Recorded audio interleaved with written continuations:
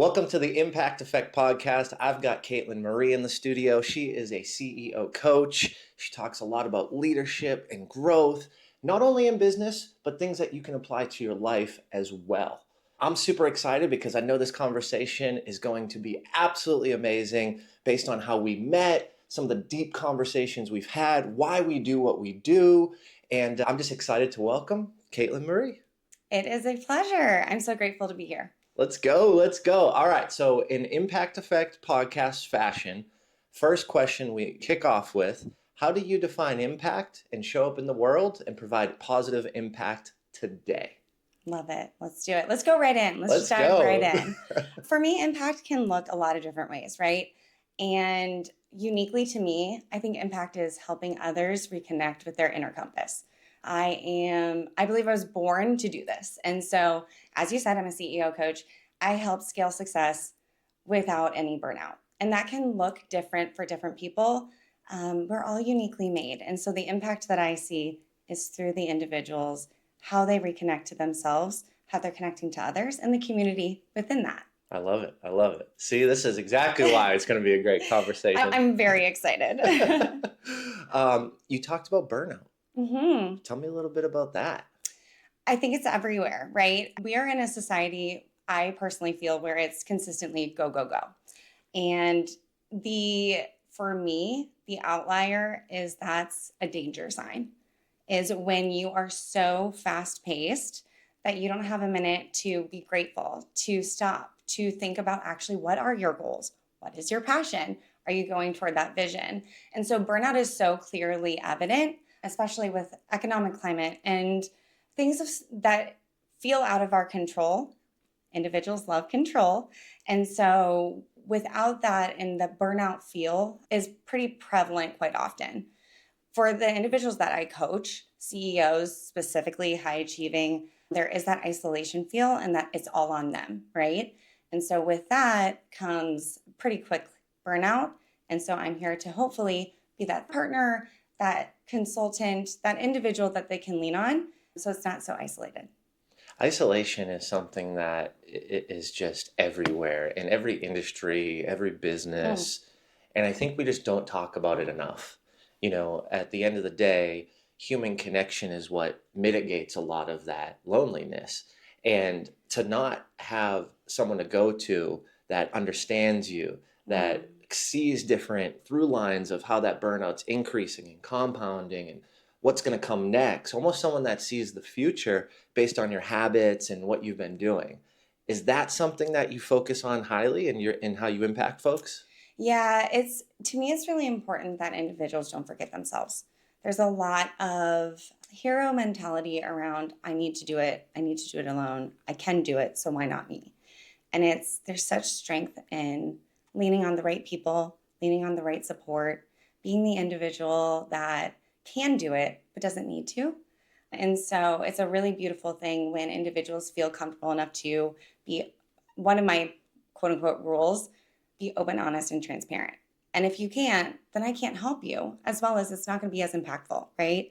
And so how does that look? How does that feel? Vulnerability is a strength. It is certainly not a weakness. This is something I've learned in my days, is that it's so beautiful when you can have somebody that you can lean on. Say, hey, let's think this through. Hey, actually, what are my goals? Somebody who's there for you, who's specifically targeting. Like, I know that you mentioned this a couple months ago. Is that still on the radar? Do we need to look back at that? What's going on? Things of that sort that usually get lost within the hustle, the burnout, the quick pace of society. It's like that slow down to speed up mentality. I love that. So I always say take one step back to go 2 steps forward. Absolutely. I want to steal that one. Feel free. One back, 2 forward. One back, 2. It's like my new little jig lately. Yeah, let's do it. It's funny though, because that one step back, if you're not honest, you're not transparent, you don't actually show up with the truth, then it's almost like you don't want to take that step back because you're scared and you don't even want to understand that you need to take it back. I'm just thinking as you were saying that, like, that's been Jim, in a couple different seasons where it was just like, oh, whoa, I don't want to go back because I've got to address what's in front of me and what's the problem today, Sure. you know? And logically speaking, that's exactly how it feels for a lot of people, as well as one step back is a step back. Yeah. Mentally, physically, it's a step back. But really, what I would like to maybe reconfigure that view to be is the step back is a progression of reflection to forward movement and forward excel. Um, there's this feeling around if you're doing it all alone, then you cannot be as beneficial. If you're not being honest with yourself, think about it. Like if you're not honest with yourself, how can you be honest with other people? How do you even know what lane you want to go into? How do you even know what that forward progression looks like? It is, I'll be honest with you, it is not easy. It is not cute at some points. There are moments where it's tough, but tough for me is such good progression. And you need someone to push you there. Sometimes you're just not going to do it alone. And so having that support to have somebody help you along the way of one step back, which now I'm trying to think through, do I really want to say one step back? Maybe it's like a reflection step. I love that terminology. Okay. I think that's it because you're right. You know, when I think about the step back, then I start to feel fear and anxiety and those emotions. But if I label it as a reflection, then it's like, okay, let me just look inward. Yes. I think it's so important to build the relationship with yourself before you can build any relationship with anybody else. And I think that at the end of the day, a lot of people will come at my throat. They've already have online and in DMs saying God or your creator comes first.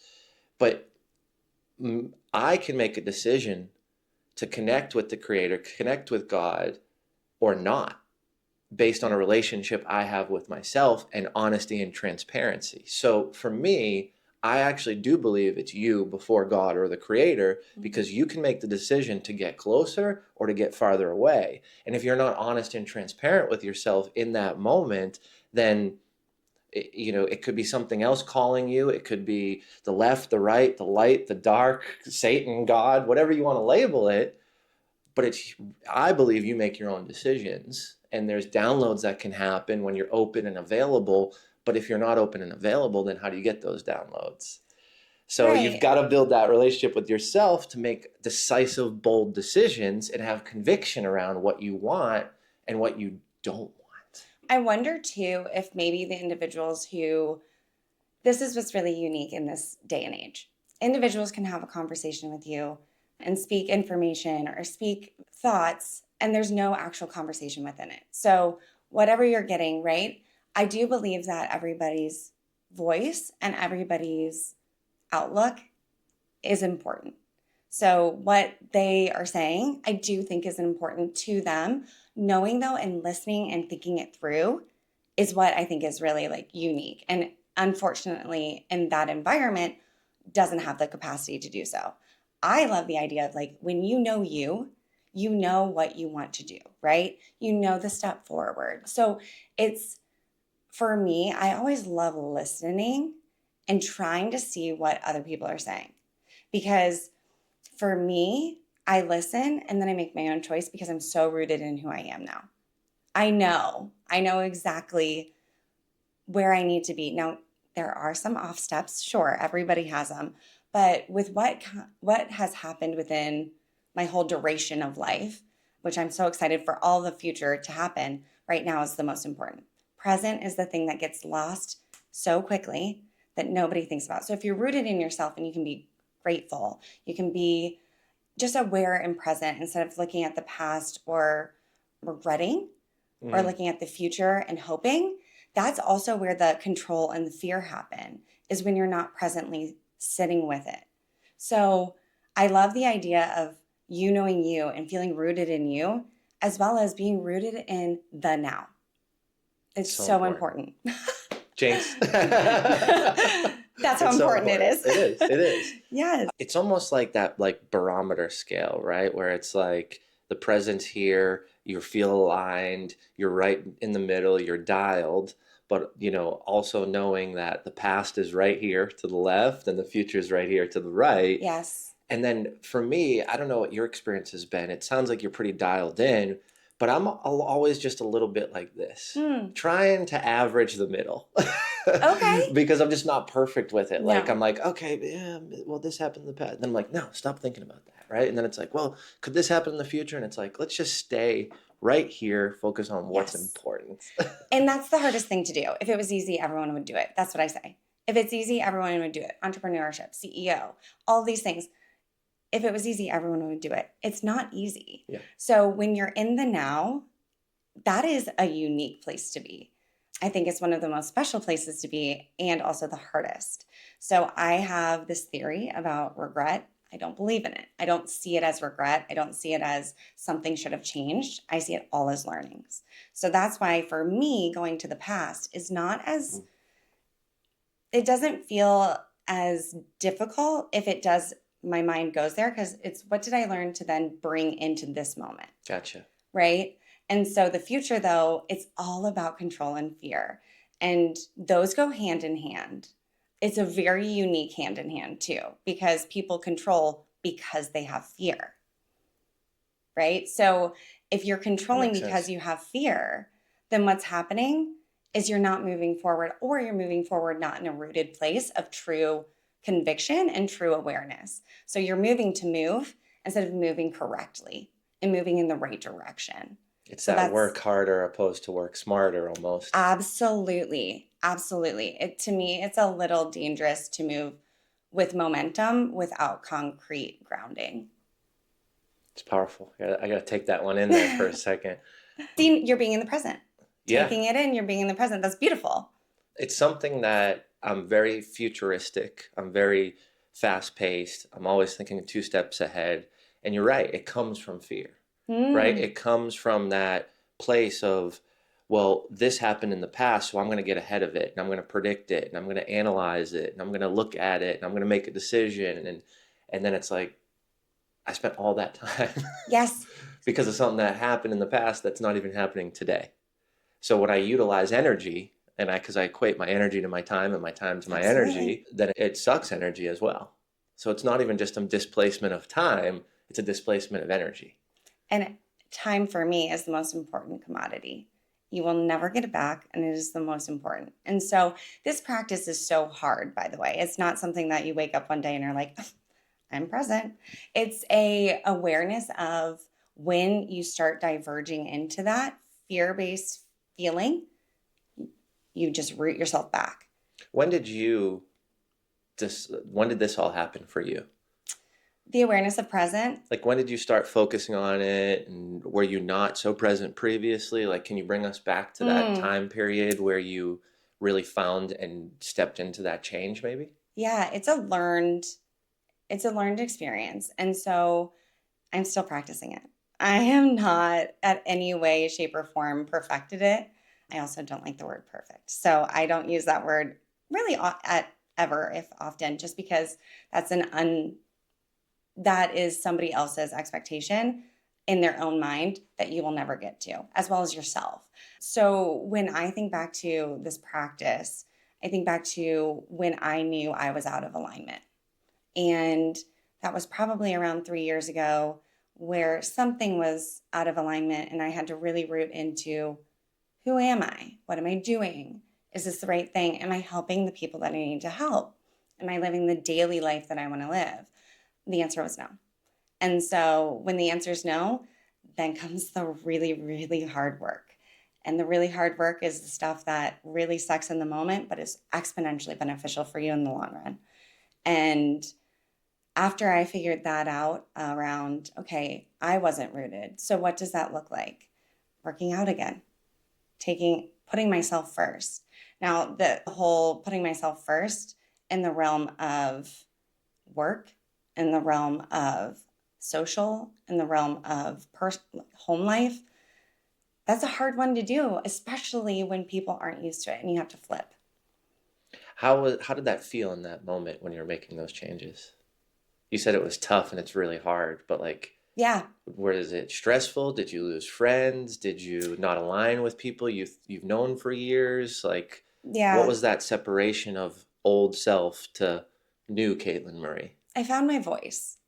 So I have this way of thinking. The way of thinking is realistically optimistic. So I don't think of the things I lost, they weren't serving me in that moment then. They might come back. Who knows? But season, reason, or lifetime, right? Everything is in your life for those things. Some things might have been a season, some might be a lifetime, they might circle back. It doesn't, for me, it's not as impactful as I knew that I needed to pick and choose me. And I always say, like, I will always choose myself 100% of the time. And it's a beautiful thing to say and to think, but to do it is a whole other ballgame. So I was able to see actually who was there for me, who did support me, who was willing to understand that this change was hard for me and keep me accountable for that change. There are moments where I think it was tough, and tough looks different for different people, but I learned emotions. I held back emotions for a long time. I learned emotions, and when I did that, so Jelly Roll has this thing he said at 37 or 33, I learned how to cry, and the floodgates opened ever since. Same exact thing for me. It's emotions are such helpful tools that I wasn't using. And so when you learn about emotions and then you start doing it, that's a whole different outline that you have too. And so there was a lot of learning, there was a lot of movement. I think the hardest part for me was in corporate to position myself so that they would understand those boundaries. I call it, for those individuals that I coach, balance and boundaries. Are we aware of what we really want to put forward? And are we making those boundaries? And are we having a balance between personal and work? Again, with this society, are we balancing? And what does balance look like in this moment? Because balance sometimes it's a hard season at work. We just got to crank through. But am I still getting physically working out, mentally? Am I meditating? What do you need? Now, some people don't need that. Some people do. Again, everything is very uniquely made. When I say these things, this is what I've learned through myself and through some clients that have, luckily enough, opened up their lives to me, right? But there's also, I believe wholeheartedly that humans are humans, and humans will human, which means to me we are all so uniquely made. There's not a one size fits all. Totally. I couldn't agree more. I couldn't agree more. What do you think with all the AI stuff and humans being humans? Yes, I love this question. And I also am not afraid of AI. I don't know if afraid is the right term of what everybody's feeling. I'm embracing. When you have knowledge at your fingertips, so quickly accessible to be work faster, harder, and better, why are we not doing it? So I use this as AI is going to help us with our knowledge. I help with the thinking of it and the distribution communication of it. So I'm not here to give you the fastest knowledge. AI can do that for us, right? I'm here to have that knowledge, intake it. What does that mean for us uniquely as humans? And then how do we communicate and distribute that through to our companies, to our leaders, to all of that? It's so crazy to me when I hear people talk about AI in a way where they don't think it's going to be incorporated in anything and Mm. everything, right? And when I hear that, it's almost like the Netflix blockbuster story, Oh, right? interesting. And I look back and I go, okay, there was a choice to be made, and AI is moving so fast that even if you make the choice today, you still have to catch up. So the Mm. people that haven't made the choice are going to be light years behind.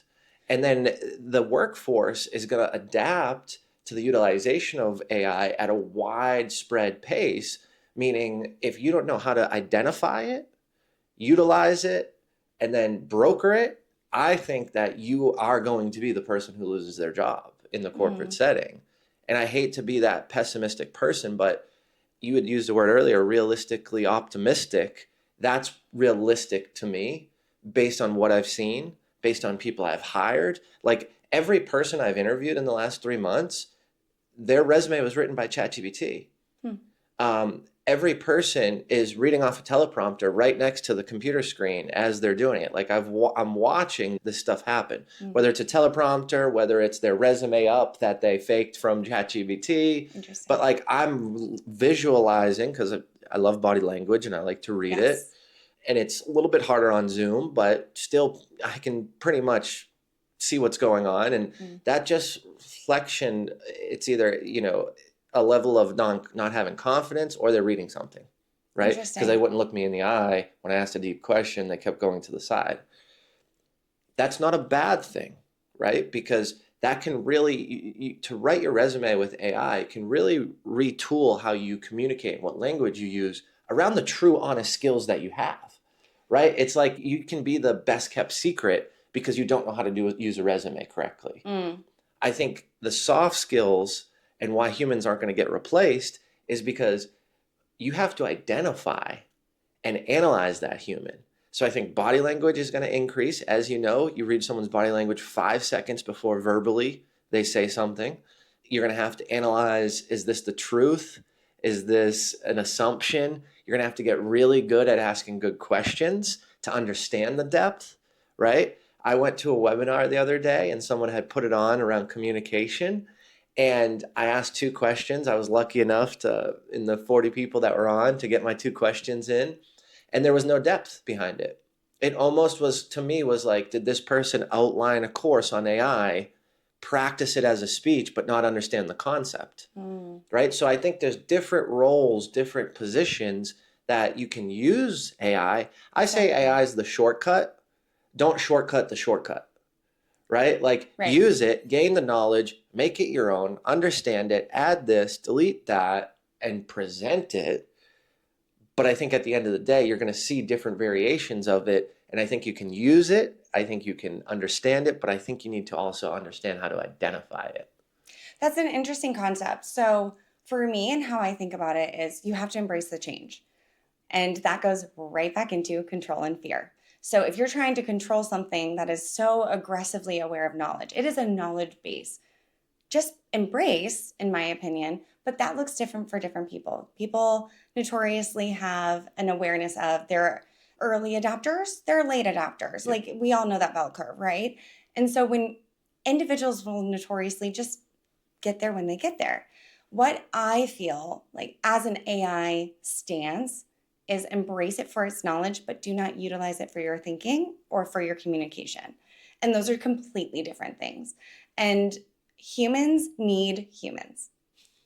This AI is absolutely going to be fantastic for us. And I don't think stopping it or acting like it's not happening is going to be beneficial. I do think what's beneficial is knowing what you're okay with in this moment, starting that way, getting to know it on a level of just asking questions and seeing what it comes out. I know it's been really beneficial to a lot of businesses, to be honest with you.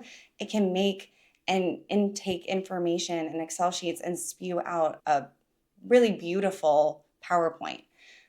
That's just helpful for us so that my person can then human through the day. Yeah. Which I mean, there are a lot of people issues or needs. There are a lot of communication that needs to happen. There's a lot of connection that needs to happen. I mean, connection is key, right? And so I don't distinguish AI as mixing up the connection of it.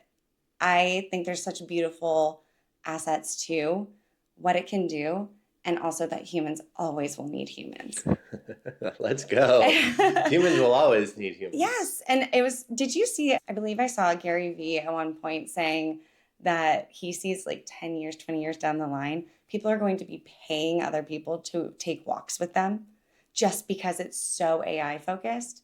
And I say, let's not get to that point. Let's like meet in the middle. Yeah. Let's use it for its knowledge, but let's not use it for everything and have a relationship with this AI. I think we can use it for its knowledge and have relationships with each other to have us think through, brainstorm. Also, to your point, there's nothing like a nonverbal cue. There's nothing like an in-person connection conversation. There's just things that it can help with on some front. Also, we have to put into account that AI will only take what you tell it. So if you're giving one side of the story, you certainly don't have the full story. So that's just how I feel about that too, right? One side of the story. I never thought of it like that. Yes. Yeah. Yeah. It makes so much sense. It's you give your perspective.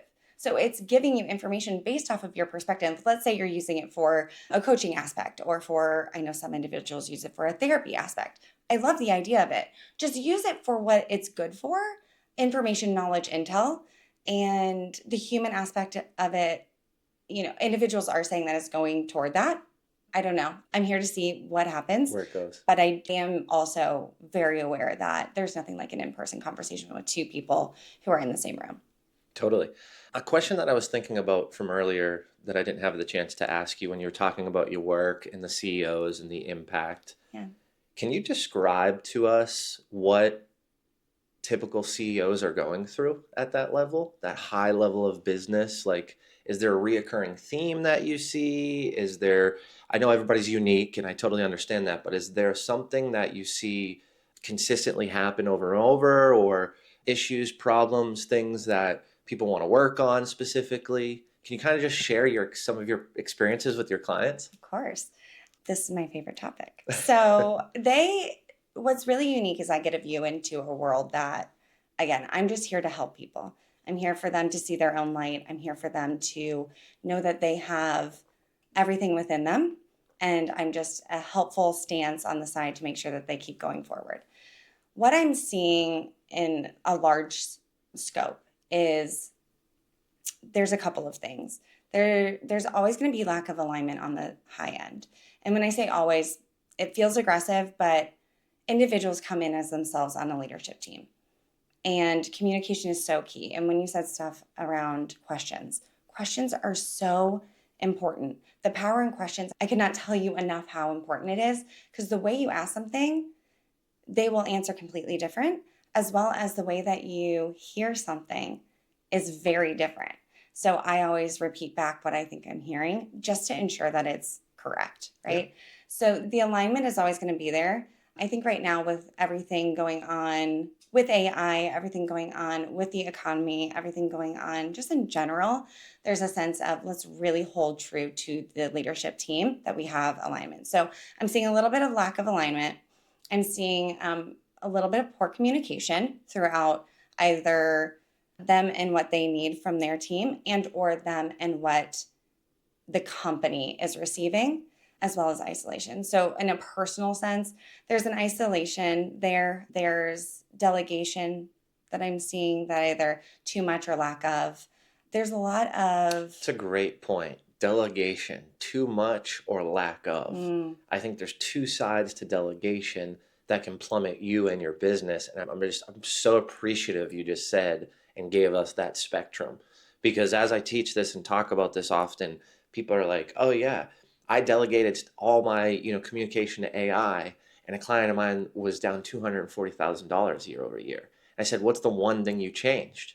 Was there did your EVP of sales, like your executive vice president who oversees the sales vice president, leave? Was it the VP? No, no one left. No. And I was like, well, you delegated communication and your brand presence to AI. And 80% of your leads are coming in off social and ads. So right. I understand leveraging and utilizing it, but to delegate the piece that brings in the most business and the communication, the front line to your potential clients, customers, leads, prospects, whatever you want to call them, you delegated. And you delegated too much. That's a piece you should have brought in a little bit, not let go of a team of 6, maybe let go of 2 or 3 people, but kept that human factor to have a pulse on it, to have that input that we were talking about with AI. So I think it's just so important. Sorry, I cut you off there. No, I love that, because here's the other thing too, is when it comes to movements, whether it be that individual laid off 6 people, there's a middle step to that too, which is what you're talking about. And there's this delegation piece, but there's also, let's make a move and make a calculated decision, but not an overarching leap. Yeah. Unless we know the leap is right. But again, then it's rooted in what is the vision? What is the vision of you, of the company? What is the need? Where's the alignment? And are we making the smartest move in this moment? Because anything we do will have ripple. I mean, life is ripples, right? Yeah. Who networking, how you show up, and daily, I really believe ripples through and tells people who you are. Decisions that are a quick decision like that, and maybe it wasn't quick, maybe that's an assumption on my end. The decision to fully let go of a full division maybe could have used a conversation, or maybe there was a conversation and it was the play that didn't work for them. Then how do we get it back? Yeah. How do we bridge that gap? I always use let's bridge the gap, because there's always a way to. We just have to find it. I love it. More recently, I went to a men's retreat and they were talking a lot about you can write something in the sand today and it's completely okay to cross it out tomorrow. Yes. And I was like, wow, that's so powerful, because there's things that I've launched or things that I've done and I'm doing it, or I'm partnering with someone and we're collaborating, and I'm like, oh, I said I was going to do it, because one of my mantras is like, your word is bond, right? Like if you say you're going to be somewhere, you say you're going to do something, Yes. then your word's bond. Like, and I have the right to now make an assumption about your character if you didn't show up to the thing you said or did. Like, I didn't make the commitment. I didn't force the commitment, right? And there was a time where I would force things like, you have to do this, or we really need you to do this. And it's like, I'm not forcing anything, because then you don't own the decision yourself, right? So I want you to own the decision yourself in my company, and I want you to move into that decision. But if that decision is incorrect, or if that decision is something that, caused a huge issue, then I just want you to own it, right? And if you decided or committed to something and didn't show up or didn't do it, then that's me saying you either don't believe in yourself, you don't, or you're not aware of your actions, or you're not aware of the culture, the expectations.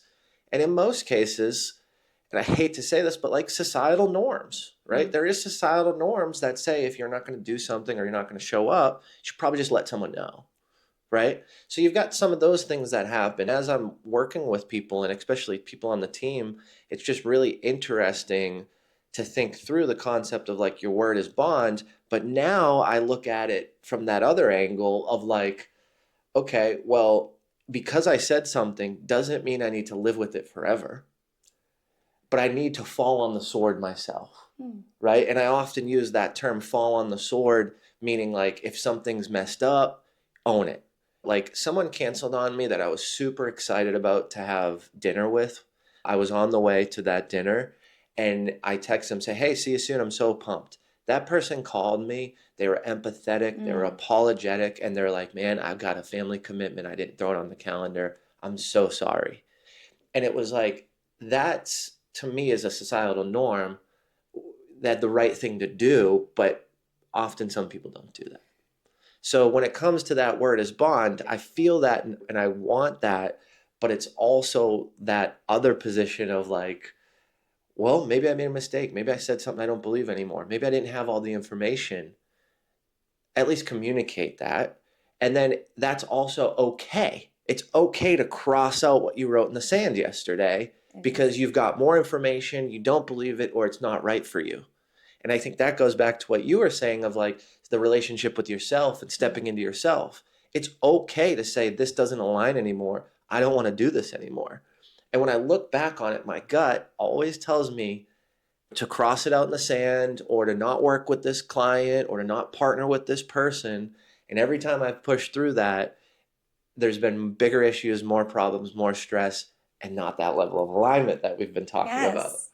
So I'm stepping into that more and more.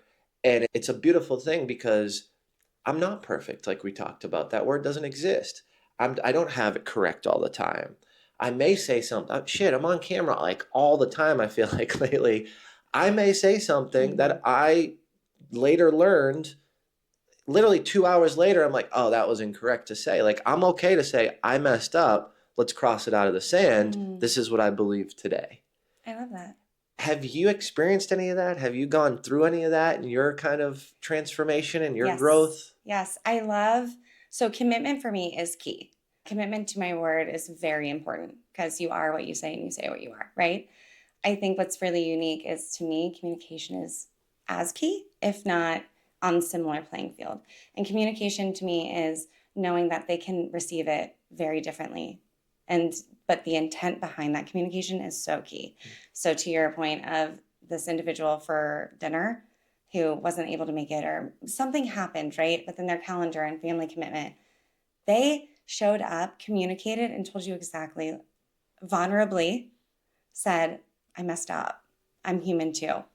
And guess what? We're all human. So, I actually respected him more for of that course, of course. because it wasn't a bullshit excuse and it was Exactly. true and real and honest. And for me, I'm like, oh, this is great. Like I said that, he saw that, and he literally called me Hello. immediately, Yeah, which is just someone I want to be around exactly. because I know that they're not perfect. They just showed me they're not perfect, and they did the right thing, and they communicate. And communication is a strength of mine that Mm, I have a hard time with this when it doesn't happen. mm, It frustrates me, sure. you know? Well, and it showed their character. Yeah. And that is a really beautiful way of seeing something. Of when somebody is in a position where it could go either way, character always shows up, and having that character be something that you aligned with, then of course you're going to want to say, let's reschedule. Also, I am gravitating more toward you because of the way that you showed up in this moment. When people are on unsteady ground, aka that moment where he was like, oh no, then usually you see their true character. Yeah. And that was something that you gravitated toward. I think a couple of things that you said about writing in the sand. And I also want to mention something around the sand comment for me is really important. You can stick to your word and still change the direction of where we need to go based off of the evolvement of you. I think that's really important. If you're saying the same person that you were 7 years ago, I actually have concerns. I hope that you are just consistently etching out something in the sand and then reconfiguring it because that means you're learning, that means you're growing, that means there's involvement. You can have those goals, right? So again, being like in the present, you can have those goals for the future. I have goals, but I also am very present in this moment with us and this conversation. And this isn't negating anything else other than I'm here, I have goals, but what I say today, who knows what I'll think in 7 years? And that's really the cool part. That's what makes us who we are. Yeah. But I'm showing up authentically me. That's a really important thing, authenticity. Showing your character. I speak 100% toward how I feel, who I am, and what I believe in. And I always say coaching is I'm absolutely made for some people, but honestly, I'm not made for everybody. And that's okay. I feel that for sure, for sure. I mean, you've got to, especially in the coaching world, you've got to really align with the person so you show up 110% Yeah. to make the impact that they're paying you for, right? And like it really comes down to ethics for me. Yes. All those people that, just grab and take all these clients and one-on-one, and maybe they're all aligned, like that's awesome.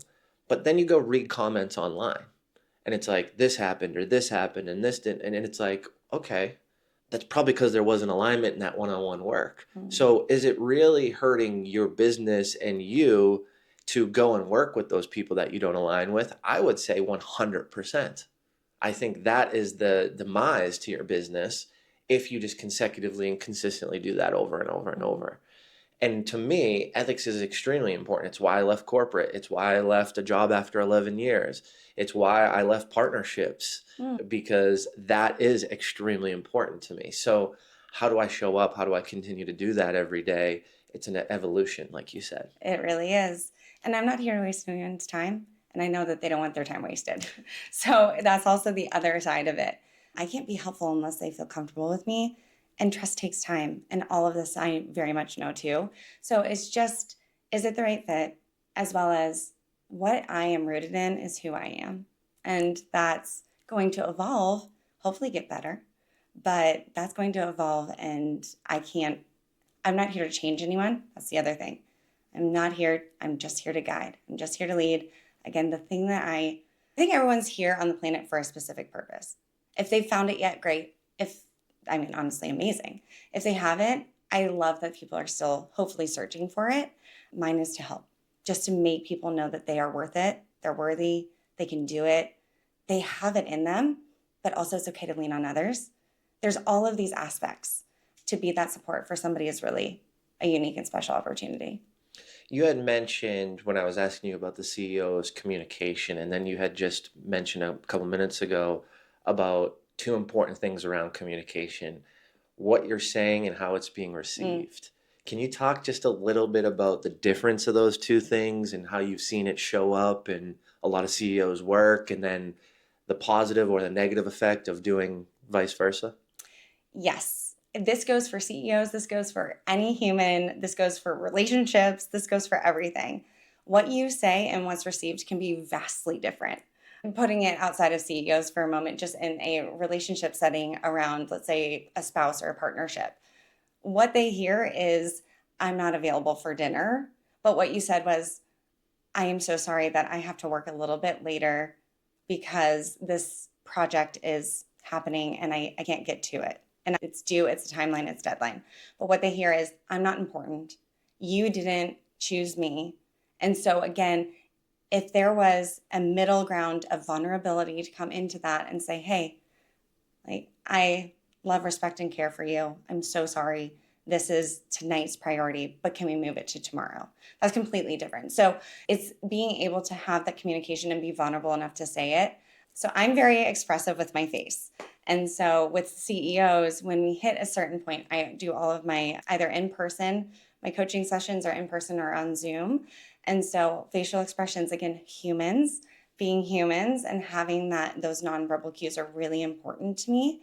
And so why they're so important is there's a moment where I will be showcasing that either I'm not sure that I heard it correctly and I revisit that.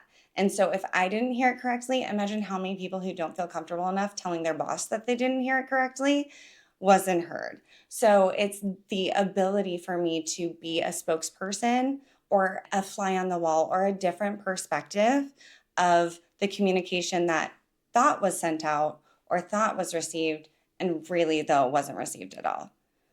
Those are types of things that I see. And you're talking about it at that CEO level, so that communication is going to other powerful and impactful leaders within the organization, and could essentially be going to the whole organization as well as the front line that Mm-hmm. works and contributes to the client or customer experience. So by putting something out to the whole Yes. company and it's incorrectly received, I mean, you're not talking about pissing off a leader who, runs a team. You could potentially be pissing off every level of the organization, because how you position that communication was received by the vast majority incorrectly of where your heart was, but how it was perceived by them. And I think that is just such a powerful thing to analyze, especially before you just fire off that, recap, or fire off the next stage to where the company's going, or openly discuss removing a department or making a change or bringing something else into the organization. It's very interesting Yes. the role that communication can play, and also not play, based on what you're perceiving and you're assuming and the reality of how it's received. Well, and I always say clear communication is kind. It's if you have the ability to be as clear as possible, where there's not a what if, especially in a moment of unfooting or the ground is a little unsteady, then it's really helpful. So as clear as you can be is really kind. You mentioned something about CEOs and how it's trickled. Actually, that's why I chose CEOs, is the ability that the holistic approach that I use is based off of, yes, business, strategy. I used to be a chief of staff, so I have that in my back pocket. It's also, are they running at the execution that they need? How's your energy management? How's your sleep? How are you mentally? How are you physically? Things of that sort, because that's where then the communication starts lacking, is if they're moving too fast. Now, I do believe that momentum is very impactful, and I think it's extremely useful in some instances and cases. Sometimes it's better just to make sure that the momentum is staying strong Mhm. through the communication. And a lot of times it can be misconstrued. Totally. And I can think of a lot of times where I've done it, where I've Mm, received it when I was in the corporate world. I've lost a whole team before because I was just moving too fast, mm, and people didn't get it, and I wanted to go, go, go. And next thing I know, it's like this person disappears and this person's not communicating, and I got to fire this person. And it's like, oh, that was Jim that messed that up, right? I That love the reflection, you perspective. know? Yes. It's so Um, helpful that you're able to take that perspective, though. I just think at the end of my life and the world that I believe I want to live in and create, I don't want to go to sleep at night and realize that I'm skirting from any level of responsibility. And again, I might not have all the information. I might have a different perspective. I may believe something based on the same information, and you could completely disagree with me, right? But if I believe it, and I'm okay with that. I'm okay with a polarizing comment online that gets a ton of flack on my YouTube channel because I believe it. I didn't say that because I didn't believe it, right? I had mentioned, none of my children have vaccines, and I got crushed. And I was like, I will talk about that every day if I need to because my kids won't have vaccines. Do you want to talk about the real reality behind that? I bring my daughter to an exam on a Saturday when our doctor's closed and she has a UTI. We know she has a UTI. We bring her in. I pay $200 because I didn't have insurance at that time, and or it was one of those emergency walk-in clinics. So I had insurance, so it was only $200, and the insurance didn't cover it. And we walk in, and then she's like, "You gotta go to the ER." After I told her she wasn't vaccinated. Like, let's talk about those issues of that's a personal choice I made that's legal to make. We take care, we go to the scheduled appointments, we do all the things so the government doesn't come after us because of that decision, right? I don't think my daughter actually needed 18 appointments the first 12 months, but we did it because we needed to play somewhat of this game, and we chose that game, which just cost me more money than the game of inflicting something into her body that she doesn't even know what it is, and I don't know what it is. But standing in that, whether you like it or you don't like it, I think that is just so important as far as what my communication is going to be outward. And maybe there's information that comes like we are talking about, and I change that. But my 2.5-year-old is pretty smart, doing pretty healthy, living a pretty fun, beautiful life. Right before this, we actually had her in your seat and we were shooting some content because she kept saying, Daddy, you see my flowers? You see my flowers? She had this cute sunflower dress on. So I was like, you know what? Hop in the seat. Let's hit the cameras. Like, You're let's do on. it. But I just think it's important, again, to just fall into that realm of who are you? And how do you communicate what you believe in? And if it changes, then change what you believe in and change your communication.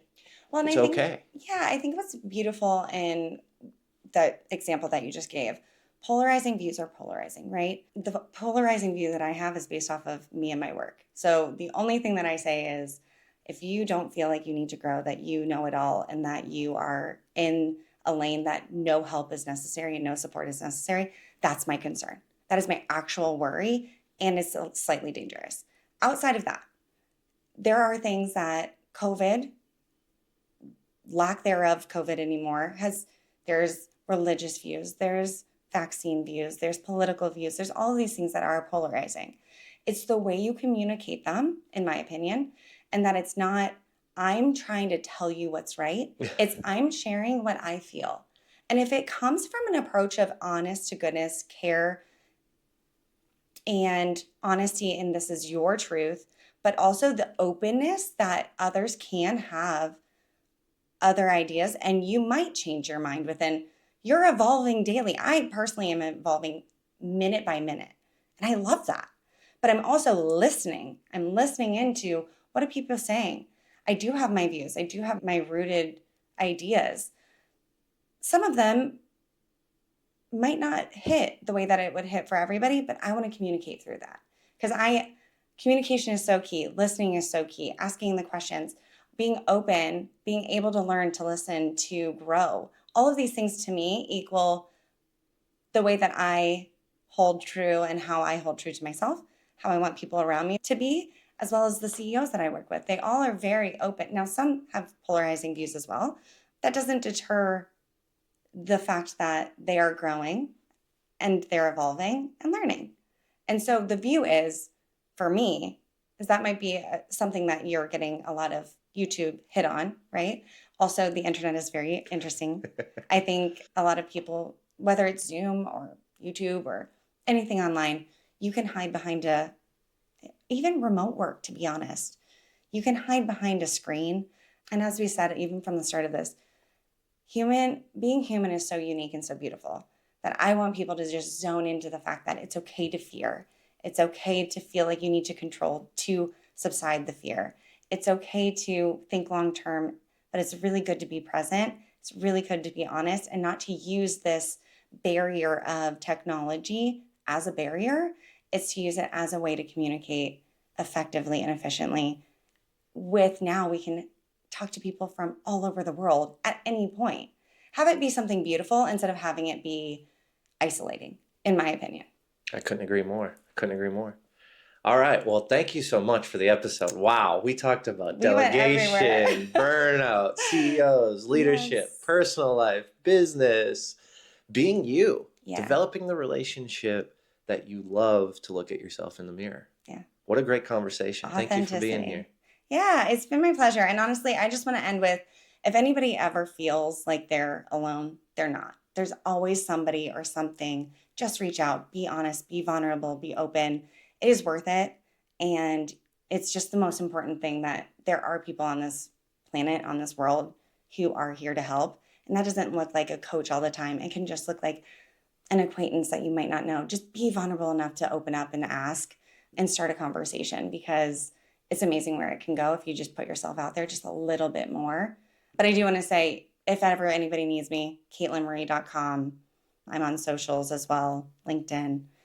Kaitlyn is Kaitlyn, last name Horwitz. Let's go. All right. Thanks for being It here. was a pleasure.